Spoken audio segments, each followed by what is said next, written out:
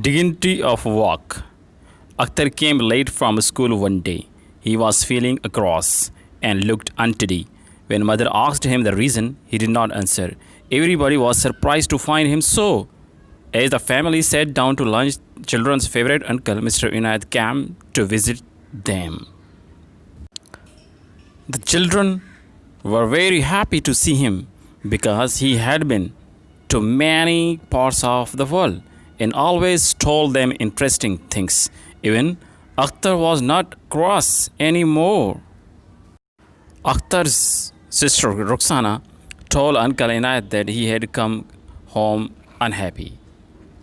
Uncle Inayat looked at him and asked him what had happened. He said, Uncle, we are having the social service work at school and have to do the work of servants and gardeners. The teacher made me dust the cupboard and the desks. Uncle, is it a work that makes you cross? Akhtar, should I not be cross if I am made to work like a servant? Uncle, did your teacher do anything himself? Akhtar, oh dear, yes. After we had taken out the desks and chairs, the teacher swept the room and emptied the dustbin. The headmaster cleaned the bathroom, which made us all feel ashamed.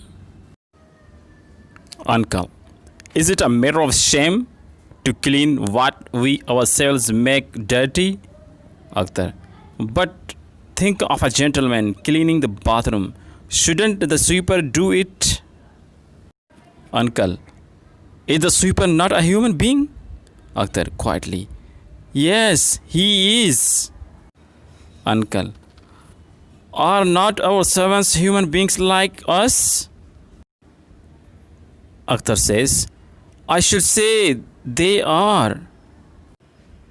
Uncle says, then we should not treat them as we treat ourselves and should always be ready to do ourselves what we ask them to do for us. Akhtar says, but it looks so odd. Uncle says, yes, perhaps it does, but this is because we have forgotten the noble example of our holy prophet. He would never ask anybody to do anything which he himself would not do. He loved doing work for himself and for others with his own hands. He repaired his shoes, mended and washed his clothes and swept his room. When the mosque at Medina was being built, he carried mud and building material. During the Battle of the Khandak, he joined his companions in digging the trench outside the Medina. Ruxana, were his companions not like him, uncle? Uncle replies, you are right, Ruxana. Hazrat Abu Bakr not only did his work on, but also fetched water for the widows and neighbors who were very old and had no one to work for them. Hazrat Umar once carried on his shoulders a large sack of flour for a needy family. Hazrat Ali labored in the garden of a Jew and gave away his wages in charity. Hazrat Fatima fetched water, ground corn, and swept the house. Sultan Nasruddin earned his living by making capes, and Emperor Aurangzeb by transcribing the Holy Quran.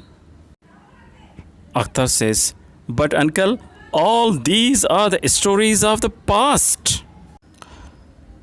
Uncle says, oh no, it happens in the advanced countries even today. They have learned the dignity of work while we have forgotten it.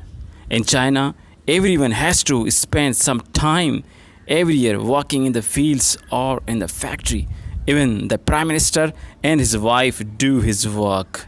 They believe that all ought to work, and no wonder they are making such quick progress.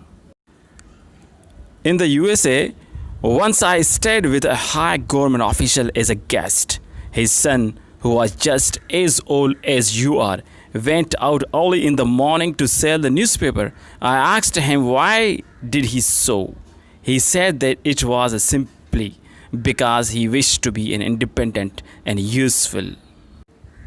One day he fell ill.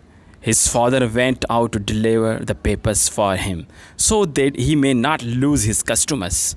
Once the president's own son took the job of whitewashing rooms in a hotel. Roxana says, Uncle, did you do any cleaning when you were there? Uncle says, Oh, yes, I lived in a hotel where we swept our rooms and cleaned our bathrooms. Once, when I needed extra money for books, I washed dishes in a hotel.